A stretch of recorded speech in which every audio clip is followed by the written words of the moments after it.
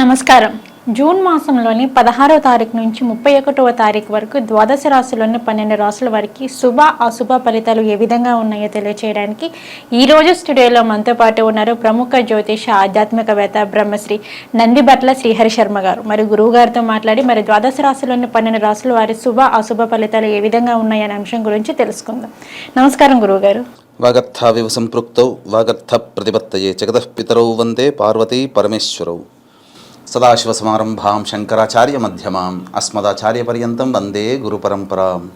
ఆదిత్యాయ చ సోమాయ మంగళాయ బుధాయ చ గురుశుక్రశనిభ్యశ్చ రాహవే కేతవే నమః.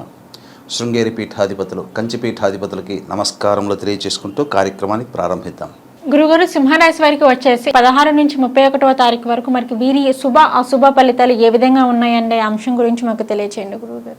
సింహరాశి వారికి సంబంధించి ఈ 16 నుంచి 31 తారీఖు వరకు ఏ విధంగా ఉండబోతుందో తెలుసుకునే ముందు ఈ యొక్క సింహరాశి వారికి సంబంధించి గ్రహ సంచారం ఏ విధంగా ఉండదో తెలుసుకుందాం. సింహరాశి వారికి వ్యయ స్థానంలో రవి శుక్ర బుధులు, అలాగే దశమ స్థానంలో కుజ గురువులు, అలాగే సప్తమ స్థానంలో శని వక్రీకరించి ఉండడం, అలాగే ద్వితీయ స్థానంలో కేతువు, అష్టమ స్థానంలో రాహు. వెరసి చూసుకున్నట్లయితే చేస్తున్నటువంటి వృత్తి ఉద్యోగాల్లో పలు మార్పులు చేర్పులు గోచరమవుతున్నాయని చెప్పవచ్చు. ప్రధానంగా గృహానికి సంబంధించినటువంటి మరమ్మతులు కానీ గృహోపకరణాల యొక్క కొనుగోలు కానీ ఈ యొక్క సింహరాశిలో జన్మించిన వారికి గోచరమవుతుంది. ఇతరుల యొక్క సహాయ సహకారాలు సంపూర్ణంగా ఉండడం, ఈ సంబంధించినట్టు చూసుకున్నట్లయితే శుభ అశుభ మిశ్రమైనటువంటి ఫలితాలు ఈ యొక్క సింహరాశి వారికి గోచరమవుతున్నాయని చెప్పవచ్చు. వ్యాపార రంగంలో ఉన్నటువంటి వారికి అధిక ధన ప్రాప్తి కలిగేటువంటి అవకాశాలు కొన్ని రోజులు ఉంటాయి. కాబట్టి ఆ జాగ్రత్తలు పాటించుకొని ధన ప్రాప్తికి ఏ విధంగా నిర్ణయాలు తీసుకోవాలి అనేటువంటి విషయాన్ని మీరు దృష్టిలో పెట్టుకోవచ్చు.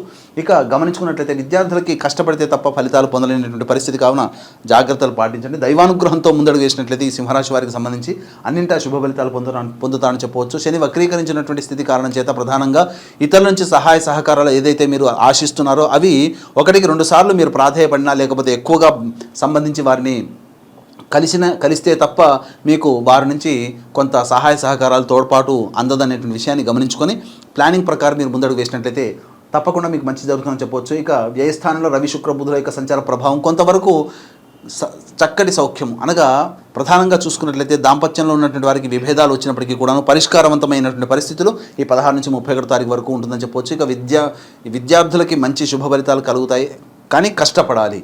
ఇక గమనించుకున్నట్లయితే వివాహ సంబంధమైనటువంటి విషయంలో ఉన్నటువంటి వారికి వివాహ ప్రాప్తి కలిగేటువంటి అవకాశం ఉంది. కాబట్టి చేపట్టేటువంటి పనులలో వివాహ ప్రాప్తి కలిగేటువంటి అవకాశం ఉంటుంది. ఇక గమనించుకున్నట్లయితే ద్వితీయ కేతు యొక్క ప్రభావము, అష్టమ రాహు యొక్క ప్రభావం ప్రధానంగా చేస్తున్నటువంటి పనులలో కార్యభంగములు అయ్యేటువంటి ఎక్కువ అవకాశం ఉంది. కాబట్టి దైవానుగ్రహంతో ముందడుగు వేసినట్లయితే చాలా మంచిదైనటువంటి విషయాన్ని మీరు గమనించుకోవాలి. ఇక ప్రధానంగా గమనించుకున్నట్లయితే 16వ తారీఖు రోజున విశేష ధన ప్రాప్తి కనబడుతుంది. కావున జాతకరీత్యా ఈ 16వ తారీఖు మంచి శుభదినంతో మీకు ప్రారంభమవుతుందని చెప్పవచ్చు. ఇక 17, 18 తారీఖుల్లో కార్యహాని జరుగుతుంది. మీరు చేపట్టినటువంటి పనులలో కొన్ని ఆటంకాలు లేకపోతే ఆ పనులు పూర్తి కాకుండా లేకపోతే ఆ పనులు మీకు బెడిసికొట్టడం జరుగుతుంది. కాబట్టి జాగ్రత్తలు పాటించండి.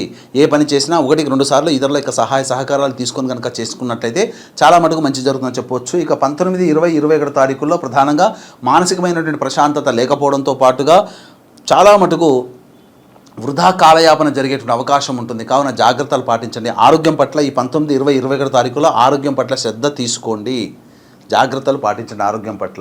22, 23, 24, 25 తారీఖుల్లో విశేష ధనప్రాప్తి ఇతరుల యొక్క సహాయ సహకారాలతో మీరు అనుకున్నటువంటి రంగంలో మీరు ముందడుగు వేయడమో లేకపోతే మీకు సంబంధించి ఉద్యోగంలో ఉన్న వారికి ఉద్యోగ ప్రాప్తి, వారికి విద్యా ప్రాప్తి, వివాహం వారికి వివాహ ప్రాప్తికి సంబంధించినటువంటి ఏదైనా ఒక శుభవార్త 22, 23, 24, 25 తారీఖుల్లో మీకు ఆనందాన్ని కలగజేస్తుంది. సంతోషంగా గడుపుతారు.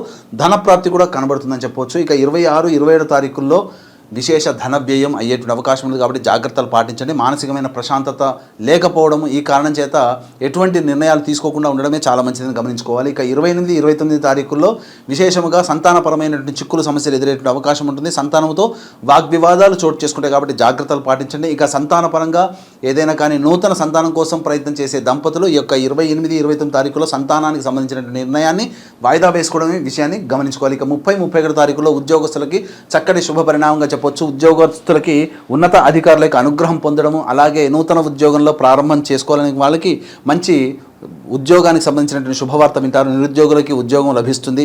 అలాగే వ్యాపారస్తులకి, చిరుద్యోగులకి, అలాగే కులవృత్తులకి, చేతులతో ఉన్నటువంటి వారికి ఈ యొక్క మాసాంతము అత్యంత ధనప్రాప్తి శుభదాయకంగా ఉండేటువంటి అవకాశాలు ఉన్నాయి కాబట్టి జాగ్రత్తలు పాటించండి.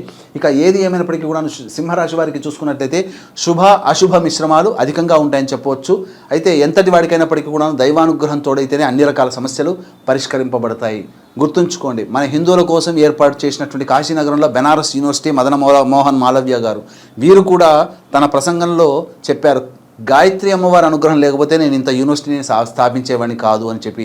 సామాన్యమైనటువంటి వ్యక్తి మదన్ మోహన్ మాలవ్య, కానీ అద్భుతం సృష్టించాడు దైవానుగ్రహంతో. కాబట్టి దీన్ని దృష్టిలో పెట్టుకుని ఈ యొక్క సింహరాశి వారికి వచ్చేటువంటి సమస్యల పరిష్కారం కోసం దైవానుగ్రహం తప్పనిసరి. కాబట్టి ఈ నెల 21వ తారీఖు రోజున గురు పౌర్ణమి సందర్భంగా శ్రీకాళహస్తి క్షేత్రంలో రాహుకేతు పూజ, అలాగే విద్యార్థుల కోసం సరస్వతి దక్షిణామూర్తి హోమాలు, మరియు విద్య, ఉద్యోగం, దాంపత్యం, అనారోగ్య, వివాహం, అనారోగ్య సమస్యల నివారణకి 18 రకాల హోమాదులతో పాటు వృషభ, మిథున, కర్కాటక, సింహత్తుల, వృశ్చిక, మకర, కుంభ, మీన రాశుల్లో జన్మించినటువంటి వారికి శనిదోష పరిహారార్థమే శనీశ్వర హోమం, అఘోర పాశుపత మంత్ర హోమం అనేటువంటివి జరిపించడం కేవలం 1500 రూపాయల రుసుముతో జరిపించడం జరుగుతుంది.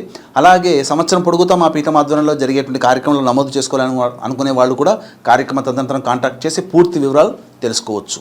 గురుగారు, సింహరాశి వారికి వచ్చేసి 16 నుంచి 31 వరకు వారి ఫలితాలు ఏ విధంగా ఉన్నాయన్న అంశం గురించి అయితే తెలియజేశారు. అలాగే వీరికి 16 నుంచి 31వ తారీఖు వరకు మరి వీరు ఎటువంటి పరిహారం చేసుకుంటే వీరికి బాగుంటుంది అంటారు? ప్రధానంగా గమనించినట్లయితే ఈ యొక్క సింహరాశి వారికి సంబంధించి సమస్యలు అనేటువంటివి ఉన్నప్పుడు ఒక 5 రోజుల పాటు చెప్పేటువంటి పరిహారాన్ని పాటించండి. శివాలయము, రావి చెట్టు, నవగ్రహాలు ఉన్నటువంటి దేవాలయం అయితే చాలా మంచిది. ప్రతిరోజు రావి చెట్టు చుట్టూ శివాయ నమః అంటూ 27 ప్రదక్షిణలు చేసి ఉత్తరం వైపున ఫేస్ పెట్టి శివ అష్టోత్తరం 3 సార్లు పారాయణం చేయాలి. అలాగే నవగ్రహాల చుట్టూ శివాయ నమః అంటూ 27 ప్రదక్షిణలు చేసి శనీశ్వరుడికి తైలాభిషేకం జరిపించుకొని శివాలయంలో అర్చన జరిపించుకోండి. తైలాభిషేకం శనీశ్వరుడికి, అర్చన ఈశ్వరుడికి. ఈ విధంగా ఒక 5 రోజుల పాటు చేసినట్లయితే ఈ 16వ తారీఖు నుంచి 31వ తారీఖు వరకు వచ్చేటువంటి సమస్యలన్నీ కూడాను పరిష్కారం అవుతాయి. అలాగే ఇవి చెప్పినటువంటి గోచారీత్యా వచ్చేటువంటి ఫలితాలు. ఇంకా ఈ 16 నుంచి 31వ తారీఖు వరకు సింహరాశి వారికి ఏవైనా కానీ ఇబ్బందికర పరిస్థితులు అధికంగా అయ్యాయనంటే మీ యొక్క జాతకంలో ఏదైనా లోపాలు ఉన్నట్టు లెక్క. కాబట్టి దగ్గరలోని ఉపాసనాపరులైనటువంటి పండితుల్ని సంప్రదించినట్లయితే వారు మంచి చక్కటి పరిష్కారాన్ని తెలియజేస్తారు. తద్వారా మీరు ఇంకా కూడాను సమస్యల నుంచి బయటపడే అవకాశాలు ఎక్కువగా ఉన్నాయని చెప్పవచ్చు. ఓకే గురుగారు, సింహరాశి వారికి వచ్చేసి 16 నుంచి 31వ తారీఖు వరకు వారికి ఫలితాలు ఏ విధంగా ఉన్నాయి, శుభ అశుభ ఫలితాలు మాకు తెలియజేశారు. ధన్యవాదాలు గురు. సర్వం శ్రీ ఉమామహేశ్వర పరబ్రహ్మార్పణమస్తు.